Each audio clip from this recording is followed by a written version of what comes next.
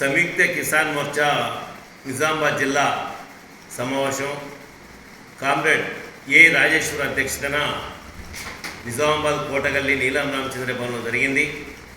దేశవ్యాప్తంగా మార్చి 5వ తేదీ నుండి 13వ తేదీ వరకు రైతాంగ సమస్యల్ని పరిష్కరించాలని చారిత్రాత్మకమైన పోరాటానికి తలవొగ్గి రాసిచ్చిన ఏదైతే మోడీ సర్కార్ రాసిచ్చిన కండిషన్ని, షరతుల్ని, సమస్యల పరిష్కారాన్ని ఏదైతే రాసిచ్చారో వాటిని అమలు చేయాలని చెప్పేసి ఆందోళనకు పిలుపునిచ్చింది. అందులో భాగంగానే నిజామాబాద్ జిల్లాలో 11వ తేదీన ధర్నా చౌక్లో ధర్నా కార్యక్రమం నిర్వహించబోతా ఉన్నాం.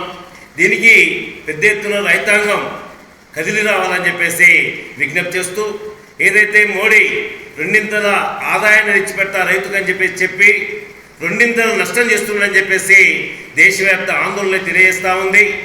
ఈరోజు ఏదైతే రైతులకు గిట్టుబాటు ధరలు లభించక 4 లక్షల కోట్ల రూపాయలు భారత రైతాంగం నష్టపోతూ ఉంది.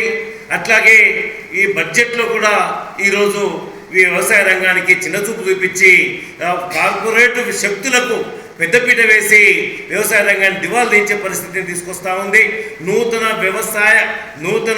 వ్యవసాయ వ్యాపార విధానాన్ని, మార్కెట్ విధానాన్ని ముందుకు తీసుకొచ్చి ఈరోజు అదే 3 రైతాంగ వ్యతిరేక చట్టాలకు ప్రతిరూపంగా తీసుకొస్తూ ఉంది.